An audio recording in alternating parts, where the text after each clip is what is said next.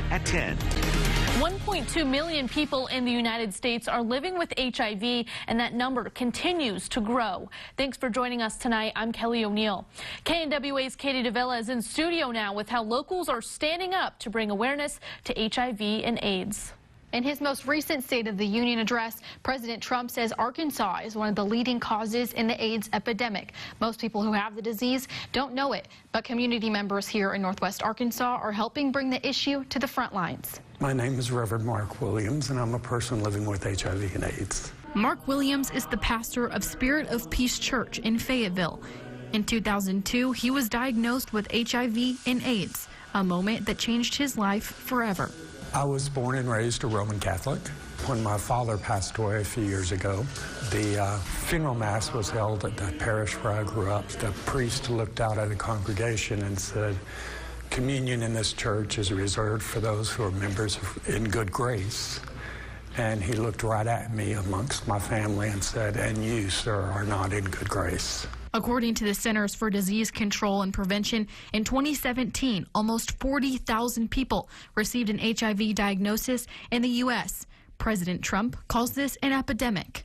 My budget will ask Democrats and Republicans to make the needed commitment to eliminate the HIV epidemic in the United States within 10 years. 1 in 7 people living with HIV don't know they have it. Survivors and doctors say the first step in fighting it is knowing your status. I was almost suicidal when I found out. It crushed me. Those who are afraid, who are unwilling to get tested, often pay such an awful price. Williams is helping fight the battle by offering free testing at his church, a place he says is open and welcome to everyone. The most important reason for persons knowing their status and understanding HIV and AIDS is to help end the stigma of being a lesser than person. And he hopes by just having an open door, survivors can conquer the fear around the disease. There are many people who are HIV positive in the community. The good thing is you don't have to wear it stamped on your forehead anymore. Spirit of Peace Church offers free HIV testing throughout the week. For more information, head to our website, nwahomepage.com. In studio, Katie Davila, KNWA, Northwest Arkansas News. Katie, thank you. In the River Valley tonight, Arkansas State Police is investigating a Sebastian County inmate's death after he suffered from breathing troubles. According to the Sebastian County Sheriff's Office, the inmate died early this morning after he appeared to be labored in his breathing, lethargic, and not responding to commands. EMS was called and the inmate was transported to Baptist Hospital. The identity of the inmate has not yet been released. The Sebastian County Sheriff's Office has called upon Arkansas State Police to conduct an investigation into the inmate's death. SCSO investigators are simultaneously conducting an internal review of policies and procedures. In Benton County, the Centerton Police Department is warning residents of burglaries happening in their own backyard. The city took to Instagram today to ask people to lock their vehicles and to not leave valuables inside their cars. This comes after they say they've seen an increase of unlocked vehicles being entered. We report on car break-ins on a regular basis. Police always tell us to lock your doors and hide your belongings, but sometimes that's not enough. KNWA's Jennifer Peñate shows us how police are using technology to fight the crime of opportunity in tonight's police report. From checking for unlocked doors to smashing windows to get in, criminals will try it all to burglarize your car. They're going to prey on us when we're at the most vulnerable, and that is usually in the parking lots. Car breaking and entering is a top crime in Northwest Arkansas. There's so many parks, so many trails. Where's a cop when you need one? We can't be everywhere at once, so we have to get more creative with how we get more eyes on the scene. Enter SolarCam 360. This is a great tool that we picked up late last year. We had to find something that we could put extra eyes on the parking lots and some of the parks. The 3-camera system is solar powered and can be moved to any spot in the city where Bentonville police believe criminals are active. Officers can keep an eye on the camera footage in their patrol unit phones and iPads. The officers on duty can go straight in and then adjust depending on which camera angle they want, and then highlight some of those areas that they want to see, zoom in, zoom out, make sure we're keeping the parking lot within visibility. The solar camera unit is a way police can prevent crime and let the bad guys know they are being watched, but it will also serve another purpose that can be life-saving. So another thing we have in Northwest Arkansas, we have a lot of outdoor concerts, a lot of outdoor events, races, things like that. With the weather changing, we want to be able to have something set up, and this also gives us a PA system so we can talk to a large group of people, make the announcement, we need to seek shelter, or there is a storm coming in, and evacuate those areas quickly. The $12,000 investment providing 24-hour surveillance so you can enjoy the outdoors without becoming a victim. Our parks are going to get more busy, so we have to be creative in finding new ways that we can help keep you and your family safe. For Police Report, I'm Jennifer Peñate.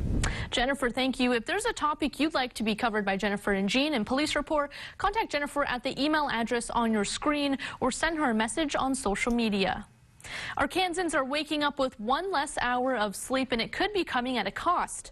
The change, which costs millions of Americans some sleep, effectively moves an hour of daylight from the morning to the evening. But losing an hour of sleep may do more than just make you feel groggy. It could have impacts on both your physical and mental health. Psychotherapist Megan Werner says springing forward, the body needs to adjust to go to sleep earlier, which may leave people restless at night and cause sleepiness the next day.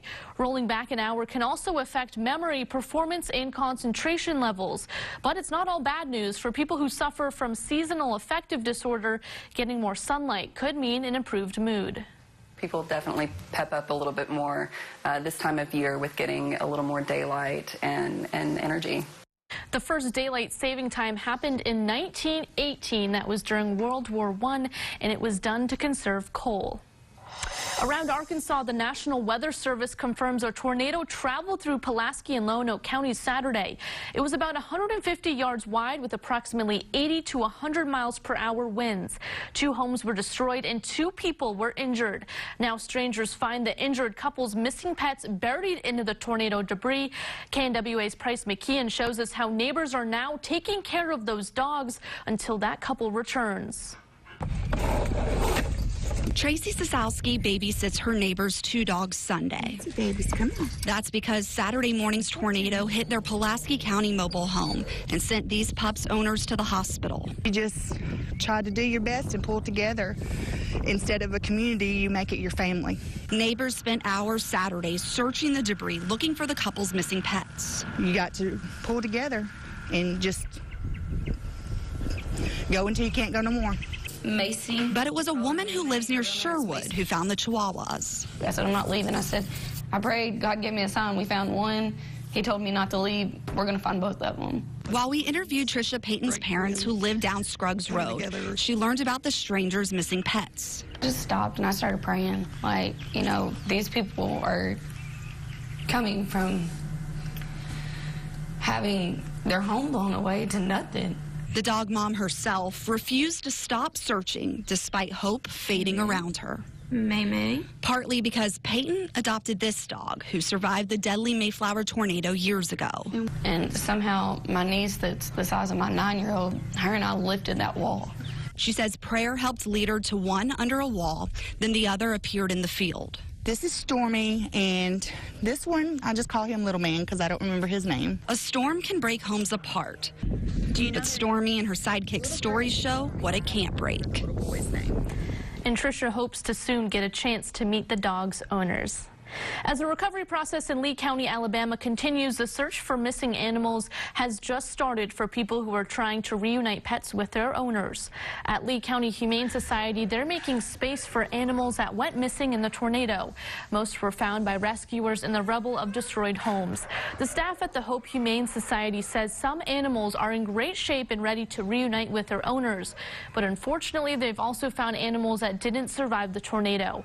So far, they have about 15 missing animals, but they say it's been difficult for animal control officers to get into terribly devastated areas to find more animals. Well, for the millions of people in the world fighting sickle cell disease, there's new hope tonight. A look at the new treatment through the eyes of someone who received it firsthand. That's coming up. But first, Melissa. Well, it was much cooler today, and now the rain is moving in. Is that going to be the trend for the week, cold and wet? I'll have the details when we return. Closed captioning is